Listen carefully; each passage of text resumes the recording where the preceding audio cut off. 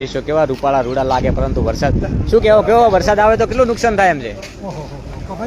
હે કોઈ નુકસાનમાં તો ઘાટો જ નથી, કોઈ રહે જ નહીં, કોઈ ના રહે. જોઈ શકો છો ખેડૂતો પશુપાલન સાથે સંકળાયેલા હોવાથી અહીંયા અત્યારે આવી રહ્યા છે ધીમે ધીમે પોતાની દૂધ ભરાવવા માટે, પણ ક્યાંક જીવ તાળવે ચોટ્યો છે કે વરસાદ મોટું નુકસાન કરી શકે છે જો વરસાદ આવે. આ દિનેશભાઈ પણ આવ્યા છે ખેતરમાંથી જુઓ દૂધ ભરાવવા માટે. તમારે એક યુવા ખેડૂત છે આપણી સાથે જોડાયા છે, જયંતિભાઈ વરસાદ એટલે એમની આ વાતાવરણ છે તો બાજરીનું નુકસાન કરવું, આપણે વરસાદ માટે જ વાત કરવી, બીજી કોઈ વાત નહીં. ખેડૂતને ના અત્યારે ચૂંટણીની વાત નહીં, આપણે વરસાદ ખેડૂતને તકલીફ બીજી પડે જો વાતાવરણ એવું બન્યું છે તો ના આપણે કોઈ ચૂંટણીની વાત નથી કરી, અત્યારે તો ખેડૂતની વેદનાની વાત કરવી છે. ચૂંટણીની કોઈ ચર્ચા જ નહીં.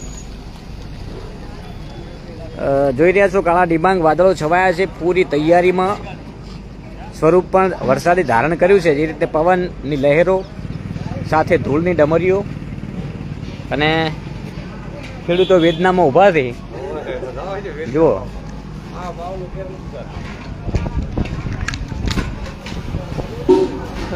વરસાદની તૈયારીઓ છે, જુઓ ખેડૂતો ચિંતામાં ઊભા છે. વરસાદ ભગવાન પહોંચી નાખે તો સારું છે. અત્યારે એક જ પ્રાર્થના કે ના આવે તો સારું, આવે તો સારું. ભગવાનને પ્રાર્થના કરવાનું કે મહેરબાની કરી ભગવાન આયુષ્માં હજી મહિનો દોઢ મહિનો ના આવે ત્યારે અમારો પાક અમે લઈ ગયો. અને અત્યારે આવેરો તો ક્યાં અમારી 4 મહિનાની મજૂરી બધી ફેલ આના ઉપર બેઠા. 4 મહિના શિયાળો ને વરાળાની અમારી કમણી તો ખરખામાં આરી ઉનાળુ રી આટલું અમારે વધતું હોય તો ભગવાન ભાજી રાખે. બાજરી ખાવાનું, પશુઓને નાખવાનું, આરી સાર અમારે સારનું બાજી વધે તો ના વધે તો આ ભગવાન ના વધવા જાય શું કરે?